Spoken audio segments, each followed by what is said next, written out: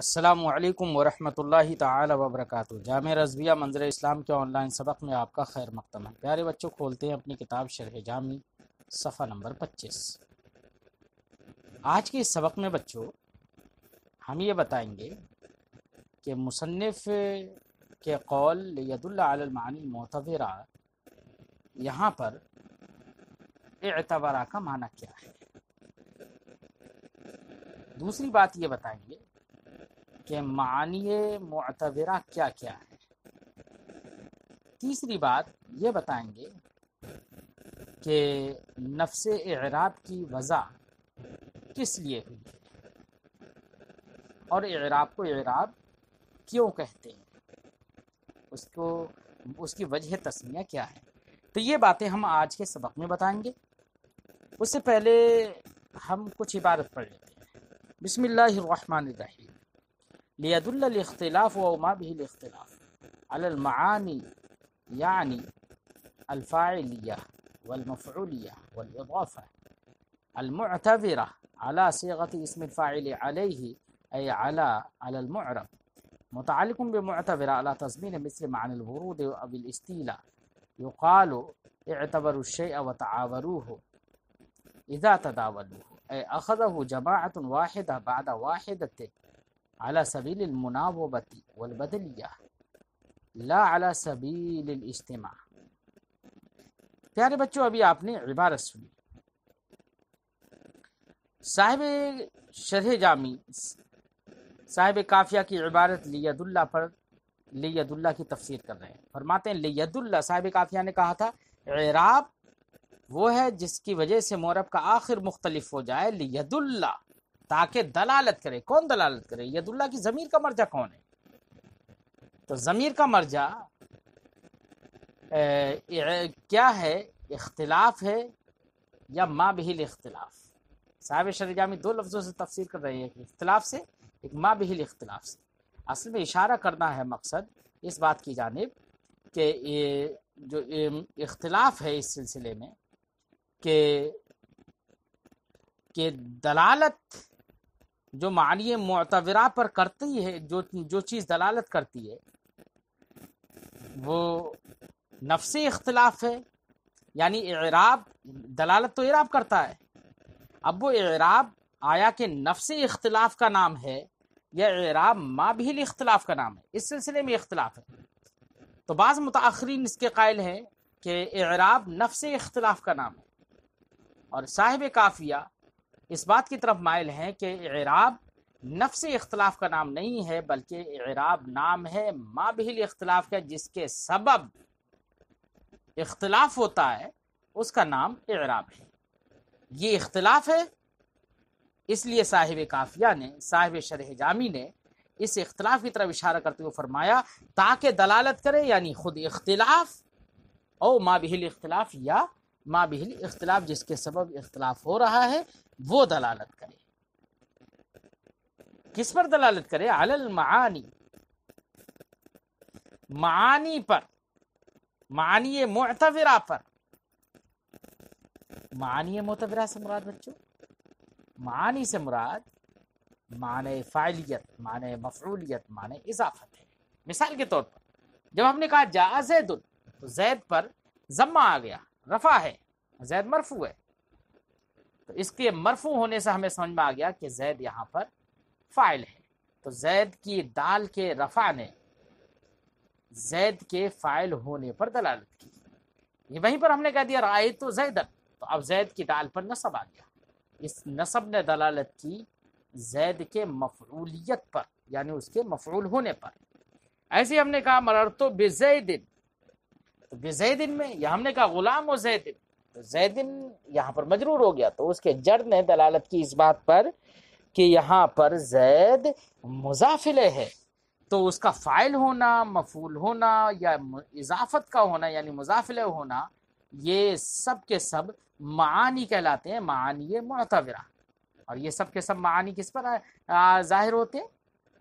کس پر آتے ہیں؟ معرب پر، یعنی جو معرب ہے جس کا آخر مختلف ہو رہا ہے وہ اسی کے اندر تو معنی فعالیت، معنی مفعولیت، معنی اضافت ہے۔ جیسے جاء زید میں زید ہی تو معرب ہے، تو زید کے اندر معنی فاعلیت پر دلالت کی کس نے؟ زید کی دال کے رفع نے. اسی کو فرماتے ہیں علی المعانی المعتبرہ، علی المعانی یعنی الفاعلیہ والمفعولیہ والاضافہ، یعنی معنی فاعلیت، معنی مفعولیت اور معنی اضافت پر دلالت کریے. معنی فاعلیت یہ سارے معنی آتے کیسے ہیں؟ کہاں آتے ہیں؟ المعتبرۃ علیہ، جو معانی آتے ہیں اس معرب پر، المعتبرۃ علیہ، المعتبرہ. یہ اعتبرہ بمعنی تعاورہ ہے. کیا ہے بمعنی؟ تعاورہ.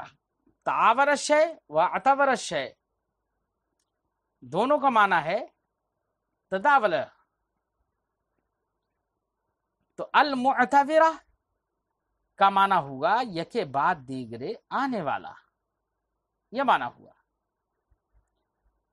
اب آنے والا یکے بعد دیگرے، تو یہ صفت ہے المعتبرہ. معانی کی تو معنی ہوگا کہ اس ان معانی پر دلالت کرتا ہے، اختلاف یا ما بہ الاختلاف، جو معانی یکے بعد دیگرے آنے والے ہوتے ہیں، آتے ہیں علیہ معرب پر. کس پر؟ معرب پر. تو وہ معانی آتے ہیں تو معانی کا تعلق ہوتا ہے معرب سے، تو معانی ہو گئے متعلق اور معرب ہو گیا متعلق. تو المعتبرۃ کسرے کے ساتھ پڑھ لیا جائے. اور اگر یہ کہا جائے کہ علی المعانی المعتبرہ نصب پڑھ لیا جائے، تو معنی ہوگا کہ وہ معانی جن کو پیش کیا جاتا ہے علیہ معرب پر، تو ان معانی سے جب وہ مفعول ہو گئے تو ان معانی سے تعلق ہوگا کس کا؟ معرب کا. تو وہ معانی متعلق ہوں گے اور معرب متعلق ہو جائے گا. تو اب اس صورت میں المعتبرہ مفعول پڑھیں اسے تب بھی کوئی حرج نہیں. بات سمجھ آئی بچوں؟ اب صاحب شرح جامی ایک لفظ بول رہے ہیں علی صیغۃ اسم الفاعل، اس میں فاعل کے صیغے پر ہی اسے پڑھیں گے، المعتبرہ اس میں مفعول نہیں پڑھیں گے. یہ کیوں کہا صاحب شرح جامی نے؟ ہم نے تو تشریح دونوں کی کر دی.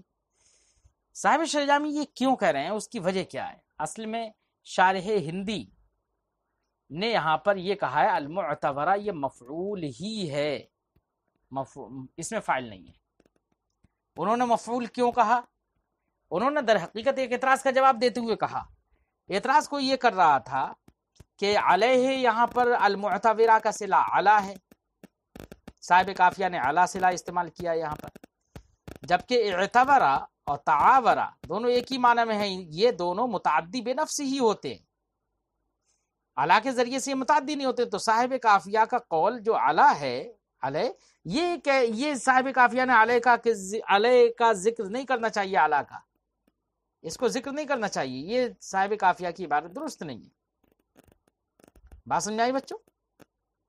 کہ صاحب کافیہ نے یہاں پر اس کو متعدی علی کے ذریعے سے بنا دیا، حالانکہ یہ متعدی بے نفس ہی ہوتا ہے لفظ. بات سمجھ آئی؟ یہ کسی معترض نے اعتراض کیا تو صاحب شارح ہندی نے اس کا جواب دیا اور کہا المعتبرہ یہ مفعول پڑھا جائے گا. کیا پڑھا جائے گا بچوں؟ مفعول.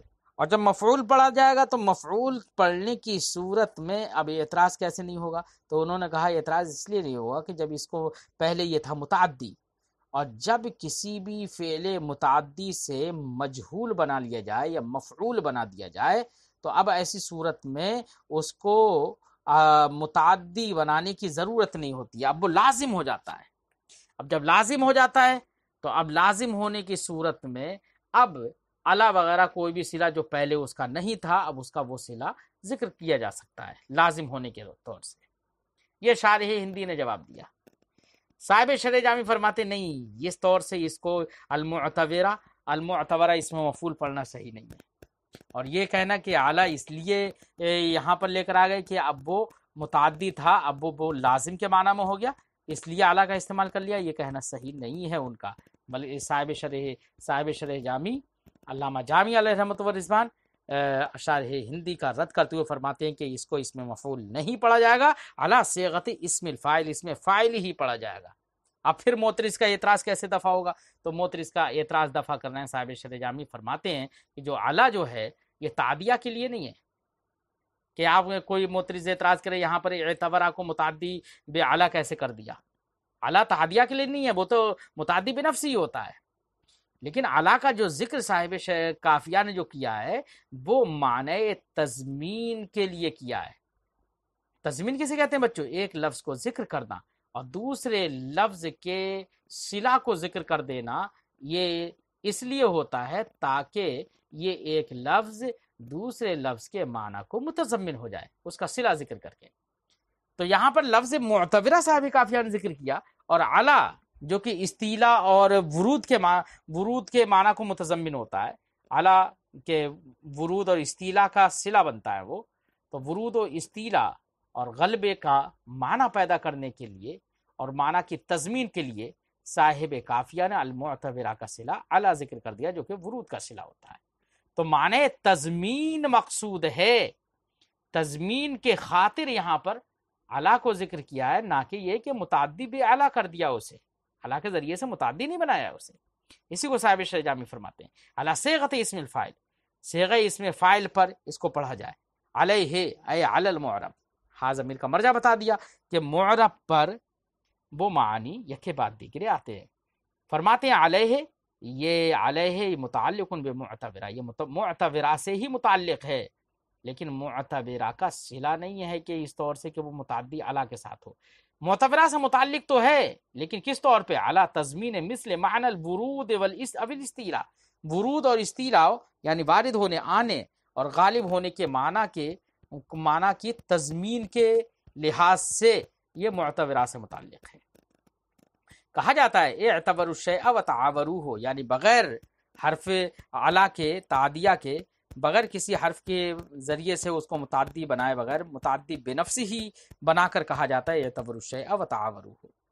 کیا معنی ہوتا ہے اس کا؟ اذا تداولوہ، جبکہ اس شے کو کئی لوگوں نے یکے بعد دیگرے لیا ہو، اے اخذہ جماعت واحدۃ بعد واحدۃ، ایک جماعت نے دوسری جماعت کے بعد کسی شے کو لیا ہو تو کہا جاتا ہے تداولوہ علی سبیل المناوبہ، مناوبت اور بدلیت کے طریقے پر، لا علی سبیل الاجتماع، نہ کہ علی سبیل الاجتماع، یعنی ایک جماعت نے دوسری جماعت سے کے بعد کسی شے کو لیا ہو علی سبیل البدلیت، اجتماع کے طریقے پر نہیں کہ سب نے ایک بار میں لے لیا ہو، تو کہا جاتا ہے تداولوہ۔ جب تداولوہ کے معنی میں ہے تو اب معتبرہ بے معنی متداولہ ہے، تو اس کا مطلب ہوا کہ وہ معنی پے در پہ یکے بعد دیگرے معرب پر آئیں گے، یعنی جمع ہو کر سارے معانی جو مقتضی للاعراب ہوتے ہیں، معانی یعنی فاعلیت و مفعولیت، سارے معانی ایک ساتھ جمع ہو کر معرب پر نہیں آئیں گے، بلکہ معنی فاعلیت آئے گا تو معنی مفعولیت نہیں ہوگا، پھر معنی فاعلیت ختم ہو جائے گا تو پھر بعد میں معنی مفعولیت بھی آ جائے گا، تو یکے بعد دیگرے آئیں گے، اجتماع کے طریقے پر نہیں آئیں گے، یہ معنی بتانا مقصد ہے، اس لیے معتبرہ صاحب کافیہ نے ذکر کیا ہے۔ فرماتے ہیں اذا تداولوہ، جب اس شے کو انہوں نے اس طور سے لیا ہو کہ ایک جماعت نے ایک جماعت کے بعد اسے لیا ہو علی سبیل المناوبہ والبدلیہ، بدلیت کے طریقے پر، لا علی سبیل الاجتماع، اجتماع کے طریقے پر نہ لیا ہو۔ فاذا تداولت المعانی المقتضیہ للاعراب المعربہ، تو جب معانی مقتضیہ للاعراب معرب پر آتے ہیں یا آئے متعاقبتاً متناوبتاً، یکے بعد دیگرے پیدر پہ جب آئے ہیں معنی مقتضیہ للاعراب غیر مجتمعۃ، وہ معنی مقتضیہ للاعراب معرب پر جمع ہو کر نہیں آئے ہیں۔ کیوں جمع ہو کر کیوں نہیں آ سکتے؟ لتضادها، کیونکہ سارے معنی آپس میں کیا ہے؟ متضاد ہیں، فاعلیت کا معنی متضاد ہے مفعولیت کے معنی کے، تو ایک ساتھ جمع کیسے ہو سکتے ہیں؟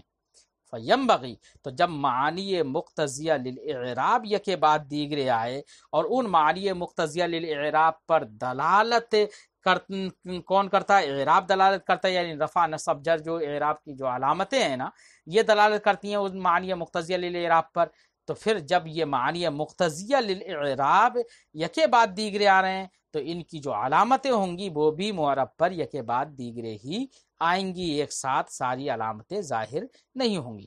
فینبغی، تو مناسب ہے بلکہ واجب ہے، ان تکون علاماتها ایضا کذالک، کہ ان معنی مقتضیہ للاعراب کی علامتیں یعنی رفع نصب جر وغیرہ یہ بھی سب کے سب ایسے ہی یکے بعد دیگرے معرب پر آئیں۔ تو معنی مقتضیہ للاعراب جب یکے بعد دیگرے آئے تو مقتضیہ للاعراب جو اعراب کو چاہتے ہیں، اس سے کوئی ایک اعتراض کر سکتا ہے اس بات کو لے کر، جب معنی مقتضیہ للاعراب، اس کا مطلب اعراب کی وضع ان معنی کی پر دلالت کرنے کے لیے ہو گئی۔ اس سے تو یہ سمجھ میں آ رہا ہے صاحب شرح جامی کے اس جملے سے کہ اعراب کی وضع کس کے لیے ہوئی؟ معنی پر دلالت کرنے کے لیے۔ اور ویسے حقیقت میں اعراب کی وجہ سے معنی کا اختلاف سمجھ میں آتا ہے۔ کیا سمجھ میں آتا ہے بچوں؟ اختلاف، کہ اگر کہیں پر رفع آیا تو سمجھ لیا جاتا ہے کہ معنی فاعلیت ہے، نصب آ گیا تو سمجھ لیا جاتا ہے کہ معنی فاعلیت نہیں ہے بلکہ معنی مفعولیت ہے۔ تو جو معنی ہے ان معنی کے اختلاف پر دلالت کرتا ہے اعراب، لیکن صاحب شرح جامی کے اس جملے سے یہ سمجھ میں آ رہا ہے کہ اعراب خود معنی پر دلالت کرتا ہے۔ یہ کوئی اعتراض کر سکتا ہے تو صاحب شرح جامی اس کا جواب دیتے ہیں، فَوَقَعَ بِالسَّبَبِهَا اخْتِلَافٌ فِي آخِرِ الْمُعْرَبِ، تو ان معانی کے ہی سبب مورب کے آخر میں اختلاف واقع ہوا، یعنی معنی مختلف ہوتے رہے، یکے بعد دیگرے آتے رہے، تو مورب کے آخر میں اعراب کی جو اختلاف ہوا ہے وہ اختلاف بھی انہی معنی مقتضیہ للاعراب کی وجہ سے ہوا ہے۔ تو اب اعراب کی وجہ کس لیے ہوئی؟ اعراب کی وجہ اختلاف پر دلالت کرنے کے لیے نہیں ہوئی، بلکہ اصل اعراب کی وجہ جو ہوئی ہے وہ معنی پر ہی دلالت کرنے کے لیے ہوئی ہے، لیکن معنی کے اختلاف کی بنا پر مورب کے آخر میں اختلاف ہو جاتا ہے، تو اس لیے اعراب کی دلالت اختلاف پر اس واسطے سے ہو رہی ہے، ورنہ تو اصل میں تو اعراب کی وجہ تو معنی مقتضیہ پر دلالت کرنے کے لیے ہوئی ہے۔ اس لیے یہ اعتراض کوئی نہ کرے کہ یہ سمجھ میں آ رہا ہے کہ اعراب براہ راست دلالت کر رہا ہے معنی پر، یہ اعتراض کرنے کی ضرورت نہیں ہے۔ حقیقت بھی یہی ہے کہ اعراب حقیقت میں وضع کیا گیا ہے معنی پر دلالت کرنے کے لیے، اور چونکہ معنی کے اختلاف سے مورب کے آخر میں اختلاف واقع ہو جاتا ہے، اس لیے معانی اختلاف پر بھی دلالت کرتے ہیں، لیکن ایک واسطے سے طبعاً اصل میں تو وضع معنی اعراب کی معنی ہی پر دلالت کرنے کے لیے ہوئی ہے۔ صاحب شرح جامی فرماتے ہیں لہذا ان معانی کے سبب مورب کے آخر میں اختلاف واقع ہوا، فوضع اصل الاعراب للدلالت علی تلک المعانی، تو اصل اعراب وضع کیا گیا ہے ان معانی پر دلالت کرنے کے لیے، ووضع بحیث یختلف به آخر المعرب لاختلاف تلک المعانی، اور اعراب کی وضع اس حیثیت سے کہ اس کے ذریعے سے معرب کا آخر مختلف ہو جاتا ہے معنی کے اختلاف کی وجہ سے۔ معنی جیسی مختلف ہوتے ہیں تو وہ اعراب مختلف ہوتا ہے، اور اس اختلاف کی وجہ سے معرب کا آخر مختلف ہو جاتا ہے۔ تو اس لحاظ سے معرب کی اعراب کی وضع اس طور سے دیکھی جائے کہ معرب کا آخر اس کی وجہ سے مختلف ہو رہا ہے، تو اس اعتبار سے اعراب کی وضع لاختلاف تلک المعانی، ان معانی کے اختلاف کے لیے بھی ہوئی ہے، لیکن اختلاف کے لیے یہ طبعاً ہے، اصل میں اعراب کی وضع کس کے لیے؟ معنی پر دلالت کرنے کے لیے۔ وَإِنَّمَا جُعِلَ الْإِعْرَابُ فِي آخِرِ الْاسْمِ، اب یہاں سے صاحب شرح جامی ایک وجہ بتا رہے ہیں، فرماتے ہیں یا گویا کہ یہ کہو کہ ایک اعتراض کیا جا سکتا ہے، اعتراض یہ ہے کہ اس میں معرب کے آخر میں اعراب رکھا جاتا ہے۔ اعراب کس میں کہاں پر ہوتا ہے؟ اس میں معرب کے آخر میں، جبکہ معرب جو ہوتا ہے اس میں مشتق ہے۔ ارے بھئی معرب کسے کہیں گے؟ جس پر اعراب دیا جائے، تو معرب یہ اس میں مشتق ہے، اور اعراب یہ مصدر ہے، ماخذ اشتقاق ہے، مشتق منہ ہے، اور مشتق منہ مشتق پر مقدم ہوتا ہے، تو اعراب کو معرب پر مقدم کرنا چاہیے، معرب کے شروع میں رکھنا چاہیے اعراب کو، نہ کہ معرب کے آخر میں۔ تو معرب کے آخر میں اعراب کو کیوں رکھا جاتا ہے؟ یہ اعتراض کوئی کر سکتا ہے، تو صاحب شرح جامی جواب دیتے ہیں کہ بھائی اعراب معرب اس میں معرب کے آخر میں جو رکھا گیا ہے اس کی وجہ یہ ہے کہ معرب یہاں پر مشتق و مشتق منہ سے لینا دینا نہیں ہے، یہاں پر اس کے معنی اشتقاق و معنی لغوی سے بحث نہیں ہے، یہاں پر اصطلاح سے بحث ہے۔ اصطلاح میں معرب جو ہے، اس میں جو معرب جسے ہم کہتے ہیں وہ دلالت کرتا ہے پوری ذات پر۔ کس پر؟ اس میں معرب کسے کہیں گے؟ جیسے زید ہے وہ اس میں معرب ہے، تو زید پوری ایک ذات ہے، اور اعراب وہ اس دال پر آنے والی حرکت یا حرف جو ہوتا ہے، معرب کے آخر میں آنے والی حرکت یا حرف ہوتا ہے، وہ اعراب ہوتا ہے۔ اب جب وہ اعراب ہوتا ہے تو اسم معرب جو ہے وہ ذات کے درجے میں ہے، اور اعراب وہ وصف اور صفت کے درجے میں ہے۔ اور صفت جیسے مؤخر ہوتی ہے اور موصوف مقدم ہوتا ہے، ذات مقدم ہوتی ہے، اس لیے معرب ذات پر دلالت کرنے والا ہے، اس لیے معرب مقدم ہوتا ہے، اور اعراب وہ صفت پر دلالت کرنے والا ہوتا ہے، اس لیے اعراب مؤخر ہوتا ہے، اس لیے اس میں معرب کے آخر میں اعراب آتا ہے۔ وجہ سمجھ میں آ گئی بچوں؟ فرماتے ہیں صاحب شرح جامی وَإِنَّمَا جُعِلَ الْإِعْرَابُ فِي آخِرِ الْاسْمِ الْمُعْرَب، اعراب یہ اسم معرب کے آخر میں رکھا گیا، کیوں؟ لِأَنَّ نَفْسَ الْاسْمِ يَدُلُّ عَلَى الْمُسَمَّى، کیونکہ نفس اسم معرب وہ دلالت کرتا ہے مسمى پر، نفس اسم دلالت کرتا ہے مسمى پر، والاعراب اور اعراب دلالت کرتا ہے علی صفتی، اس مسمى کی صفت پر، ولا شکا اور کوئی شک نہیں ہے ان الصفۃ متأخرۃ عن الموصوف، یہ صفت اپنے موصوف سے مؤخر ہوتی ہے، فالانسب تو مناسب یہی ہے ان یکون الدال علیہا کہ اس صفت پر دلالت کرنے والا جو بھی ہو، یعنی صفت پر دلالت کرنے والا وہ اعراب ہے، وہ بھی متأخرا عن الدال علیہ متأخر ہو اس سے جو کہ اسم پر یعنی مسمى پر دلالت کرنے والا لفظ ہے، یعنی اسم اس اسم کے سے متأخر ہو۔ اس لیے معرب کے آخر، معرب جو ہے وہ اسم ہے جو مسمى پر دلالت کر رہا ہے، اور اعراب جو ہے وہ صفت پر دلالت کرنے والا ہے، تو صفت پر دلالت کرنے والے کو مؤخر کر دیا گیا اس سے جو کہ مسمى پر دلالت کرتا ہے۔ وَهُوَ مَأْخُوذٌ، یہاں سے صاحب شرح جامی وجہ تسمیہ بیان کر رہے ہیں کہ اعراب کو اعراب کہتے کیوں ہیں۔ تو دو وجہ تسمیہ بیان کر رہے ہیں۔ ایک تو وجہ تسمیہ یہ ہے کہ اعرب یعرب اعرابا، باب افعال کا مصدر ہے اعراب، اس کا معنی ہوتا ہے ظاہر کرنا۔ لغوی معنی کیا ہوتا ہے بیٹا؟ ظاہر کرنا۔ اور ظاہر بات ہے کہ اعراب اصطلاح میں وہی رفع نصب جر جو ہوتے ہیں وہی تو ہوتے ہیں نا۔ اب کسی کلمے کے آخر میں جب رفع نصب جر اگر آتا ہے، رفع آتا ہے، تو وہ رفع یہ ظاہر کر دیتا ہے کہ یہ فاعل ہے، اس کے اندر معنی فاعلیت ہے۔ نصب یہ ظاہر کر دیتا ہے کہ اس کے اندر معنی مفعولیت ہے۔ جر یہ ظاہر کر دیتا ہے کہ اس کے اندر معنی اضافت ہے۔ تو ظاہر کرنے کا معنی پا لیا گیا نا، اس لیے اعراب کو اعراب کہتے ہیں، کیونکہ اعراب کا لغوی معنی بھی کیا ہوتا ہے؟ ظاہر کرنا۔ ایک تو وجہ یہ بھی ہے، اور ایک وجہ اور بتا رہے ہیں، وہ یہ کہ اعرب یعرب اعراب ہے تو باب افعال میں یہاں پر، لیکن عربت معدتہ سے ماخوذ ہو، یعنی مجرد میں جب عربا یعرب معنی ہوتا ہے تو اس کا معنی ہوتا ہے فسدہ، بے معنی فاسد ہونا۔ جب فاسد ہونے کے معنی میں ہے یہ، تو فاسد ہونے کے معنی میں ایسی صورت میں معنی ہوگا فاسد ہونا۔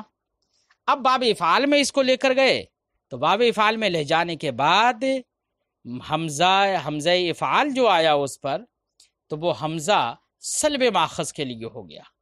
اب جب سلب ماخذ کے لیے ہو گیا تو مجرد میں معنی تھا فاسد ہونے کا، اب اس فساد کے سلب کے لیے حمزہ آ گیا۔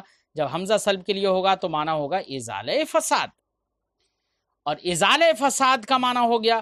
اب اعراب کو اعراب اس لیے کہتے ہیں کیونکہ وہ فساد اور التباس کا ازالہ کر دیتا ہے، کہ جہاں پر اگر اعراب ظاہر نہ ہو تو مخاطب نہیں سمجھ پاتا ہے کہ یہ فاعل ہے یا مفعول ہے کیا ہے، لیکن جب اعراب ظاہر کر دیا جاتا ہے تو اس کا جو التباس ہو رہا تھا، اب وہ التباس اعراب اس التباس کو ختم کر دیتا ہے۔ تو ازالہ التباس، ازالہ فساد کا معنی پا لیا گیا۔ تو اب ایسی صورت میں اگر اس کو مجرد سے ماخوذ مانے تو حمزہ سلب کے لیے مانیں گے، تو اس لیے اس کو اعراب کہتے ہیں، کیونکہ وہ ازالہ فساد اور ازالہ التباس کرتا ہے۔ صاحب شرح جامی فرماتے ہیں وَهُوَ مَأْخُوذٌ مِّنْ أَعْرَبَهُ، یہ اعراب یہ اعربہ سے ماخوذ ہے۔ اعربہ کب بولتے ہیں؟ اذا اوضحہ، جب کسی نے کسی چیز کو واضح کر دیا ہو۔ فإن الاعراب، تو اب اس معنی کر، اگر اعراب کو اعراب کہیں گے تو وجہ مناسبت کیا ہے معنی لغوی سے؟ تو وجہ مناسبت بیان کرتے ہیں فإن الاعراب یوضح المعانی المقتضیہ، کیونکہ اعراب بھی معنی مقتضیہ کو واضح کر دیتا ہے۔ اور من عربت معدتہ، یا ماخوذ ہے یہ عربت معدتہ سے کہ اس کا معدہ خراب ہو گیا، اذا فسد جب وہ خراب ہو گیا ہو، علا اب یہاں پر وجہ مناسبت کیا ہوگی؟ تو وجہ مناسبت بیان کر رہے ہیں کہ تو اب تو یہاں پر وجہ مناسبت بڑی مشکل ہو جائے گی کہ اعراب کا معنی ہوتا ہے مطلب ظاہر کرنا اور یہاں پر فاسد کرنا، تو دونوں میں کیا فرق ہوگا؟ تو دونوں میں وجہ مناسبت تو کہنا ہے علا اس طور سے یہاں پر ہوگی کہ وجہ تسمیہ اس طور سے ہوگی کہ ان یکون الحمزۃ للسلب، کہ جب باب افعال میں اس کو لے کر گئے تو حمزہ سلب کے لیے ہو جائے، فیکون و معنی ہو تو اب اس کا معنی ہوگا یکون و معنی ہو ازالۃ الفساد، کیا معنی ہوگا اس کا؟ فساد کو زائل کرنا، وسمیہ بہ اب اعراب کو اعراب کیوں رکھ دیا گیا نام؟ لأنہ یزیل فساد التباس بعض المعانی ببعض، کیونکہ اعراب جو ہوتا ہے وہ بعض معنی کا بعض کے ساتھ جو التباس کا فساد ہوتا ہے اس فساد کو زائل کر دیتا ہے، اس لیے اس کا نام اعراب رکھ دیا گیا۔ سمجھ میں بات آئی بچوں؟ اب یہ اعراب ہے کیا؟ اعراب کی کتنی قسمیں ہیں؟ تو اسم کے اعراب کی بچوں 3 قسمیں ہیں۔ اسم کے اعراب پر اسم پر آنے والا جو اعراب ہوتا ہے بچوں کتنی قسم کا ہوتا ہے؟ 3 قسم کا ہوتا ہے، رفع، نصب، جر۔ وہی صاحب شرح جامی بتا، وہی صاحب کافیہ فرماتے ہیں انواع اعراب الاسم ثلاثہ، ہاں ضمیر کا مرجع کا بتایا، یعنی اسم کے اعراب، کیونکہ گفتگو اسم کی چل رہی ہے اور اعراب کی تو بحث یہاں پر ہے ہی موجود، اور پوری اعراب اسم ہی کی گفتگو چل رہی ہے، اس لیے ضمیر کا مرجع اعراب اسم بنا دیا۔ یعنی اعراب اسم کی انواع ثلاثۃ 3 ہیں، کون سے؟ رفع و نصب و جر، رفع ہے، نصب ہے، جر ہے۔ صاحب شرح جامی فرماتے ہیں هذه الاسماء ثلاثہ، یہ رفع، نصب، جر، یہ جو 3 اسماء ہیں یہ تینوں اسماء مختصۃ بالحرکات والحروف الاعرابیہ، یہ تینوں اسماء مختص ہیں حرکات اور حروف اعرابیہ کے ساتھ، یعنی چاہے حرکات اعرابیہ ہوں یا حروف اعرابیہ ان پر رفع، نصب، جر کا اطلاق ہوتا ہے۔ بات سمجھائی بچوں؟ رفع، نصب، جر کا اطلاق کس پر ہوتا ہے؟ حرکات اعرابیہ پر اور حروف اعرابیہ پر، یعنی وہ حرکات جو کہ معرب پر آتی ہیں ایسی حرکت کو رفع، نصب، جر کہا جاتا ہے، ایسی وہ حروف جو کہ اعراب کی شکل میں معرب کے آخر میں آتے ہیں تو ان حروف کو بھی رفع، نصب، جر کہا جاتا ہے۔ تو یہ مختص ہیں، رفع، نصب، جر یہ حروف اعرابیہ اور حرکات اعرابیہ کے ساتھ مختص ہیں، یعنی حرکات بنائیہ اور حروف بنائیہ پر ان کا اطلاق نہیں ہوتا ہے۔ فرماتے ہیں ولا تطلق علی الحرکات البنائیہ، یہ حرکات بنائیہ پر ان کا اطلاق بالکل بھی نہیں ہوتا ہے۔ اس کے برخلاف ضمہ ہے، فتحہ ہے، کسرہ ہے، یہ 3 لفظ بھی بولے جاتے ہیں، یہ بھی 3 اسماء بولے جاتے ہیں۔ تو فإنها مستعملۃ فی الحرکات البنائیہ، ضمہ، فتحہ، کسرہ یہ مستعمل ہے حرکات بنائیہ میں زیادہ تر اور حرکات اعرابیہ میں قلت کے ساتھ۔ تو یہاں پر بچوں اچھا یہاں پر ضمہ، فتحہ، کسرہ کہا، ایسے ایک لفظ ہے ضم، فتح، کسر۔ جس طریقے سے رفع، نصب، جر یہ مختص ہیں حرکات اور حروف اعرابیہ کے ساتھ، ایسی ضم، فتح، کسر سکون کے ساتھ وہ مختص ہیں حرکات بنائیہ کے ساتھ۔ اور ضمہ، فتحہ، کسرہ یہ مشترک ہے، زیادہ تر ان کا استعمال حرکات بنائیہ میں ہوتا ہے اور حرکات اعرابیہ میں قلت کے ساتھ ان کا استعمال ہوتا ہے۔ بہرحال اعراب اسم کے اقسام کتنے ہیں؟ 3، رفع، نصب، جر۔ اب صاحب کافیہ فرفعو سے آگے ہر ایک کی تفصیل بیان کریں گے، جس کو ہم آئندہ سبق میں پڑھتے ہیں۔ بچوں آخر میں درس کے اختتام پر آپ سے ایک درخواست ہے کہ اگر آپ ہمارے چینل کو سبسکرائب کریں گے تو سبسکرائب کرنے میں آپ تک ویڈیو اپلوڈ کرتے ہی پہنچ جائے گی، تو اس لیے آپ سے درخواست ہے کہ آپ ہمارے چینل کو سبسکرائب ضرور کریں، لائک کریں۔ اگر کوئی بات پریشانی آپ کو ہے، کچھ سمجھ میں نہیں آ رہا ہے تو آپ کمنٹ میں ہم کو کمنٹ بھی کیا کریں، ان باکس میں جا کر کمنٹ بھی کیا کریں، اور ساتھ ہی ساتھ اپنے دیگر مدارس کے ساتھیوں سے شیئر بھی کریں تاکہ وہ لوگ بھی ہمارے اس چینل سے استفادہ کر سکیں۔ السلام علیکم ورحمۃ اللہ تعالی وبرکاتہ۔